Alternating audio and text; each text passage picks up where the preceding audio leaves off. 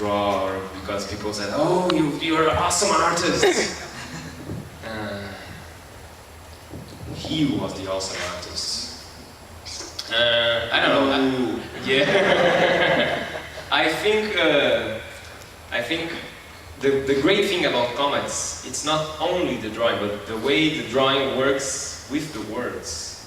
And so even when we started doing comics, and this early stuff as well, it's from when we were 16, 17, the thing that got us interested in comics is how we could play just with where the character would be and the size of the balloons, and to make everything work together, and to create something that would make the reader want to turn the page even if the drawings were crappy.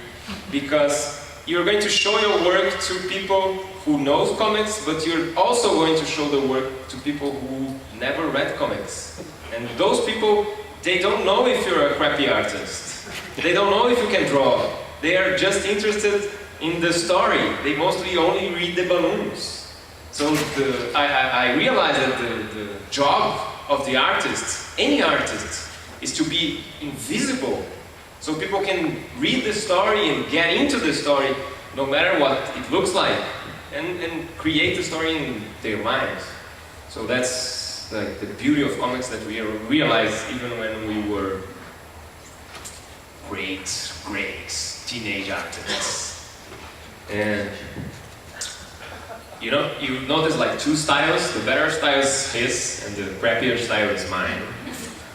And that was our first joint story where we collaborated for the first time. And you could see we still like wanted to draw superheroes so bad, and liked muscles and that kind of stuff. Yeah, and Ba was a huge Todd McFarlane fan. And Akira just came out. Everything was influencing us. We were like big sponges. I think it's important when you're a kid to have no boundaries. Like, try everything. Go read superheroes. Go read manga. Go read European pornographic erotic comics. Go read anything. Everything can be an influence in what we do, and you can filter it to your crazy mind and try to make it work as a comic, and try to make it work with the images and the pictures. Like, everything works with images and pictures, even if it's simple, even if it's nothing. There's no nothing. It's the joint effort. And so that's what we realized, and that's what we start thinking about. If we could make it work like that, if we could make it work in the basic of the language and the basic of the images, then it could work in whatever style we would accomplish as we get better as artists. And you know, whatever style we wanted to do the writing.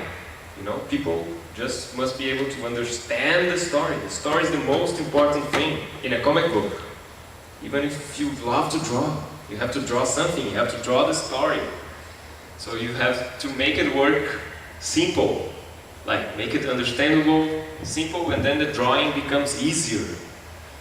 That's what we tried to do and failed for so long. Because like you saw in the first picture, we were on the beach. Life is so much more interesting than drawing 14 hours a day to get better. Making comics is so hard, and enjoying life is so much better. So it took us a long time to sit our butts in the table and just draw, because otherwise the stories would never end and be finished. And I think that's the struggle of every beginning artist. Like to finish the first story, and then finish the second story, then finish the third story.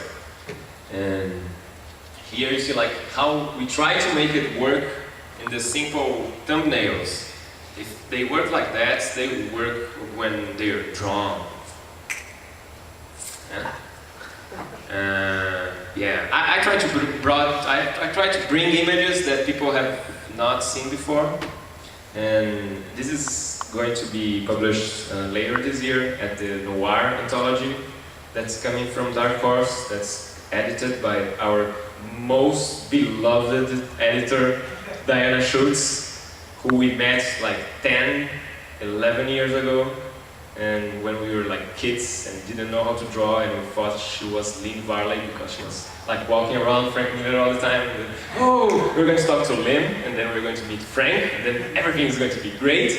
But then it turned out she was not Lynn Varley, she was just the editor. And then we discovered that the editor is the most important thing in comics. They have the answers for your questions. The good editor has the answer to the question, which is, am I good? And the answer is, no, you were not. Do better, try harder. That is wrong, that's not working. And that's something that we learn when we started dealing with editors. In Brazil, there's a very small market of comics. So people mostly do comics because they love comics. And they have no filter. They just do comics and okay, it's done. So they don't know when it's working or when it's not working. So it's great to have the feedback from editors, and when they understand what you're trying to do, they can tell you when it's right and when it's wrong.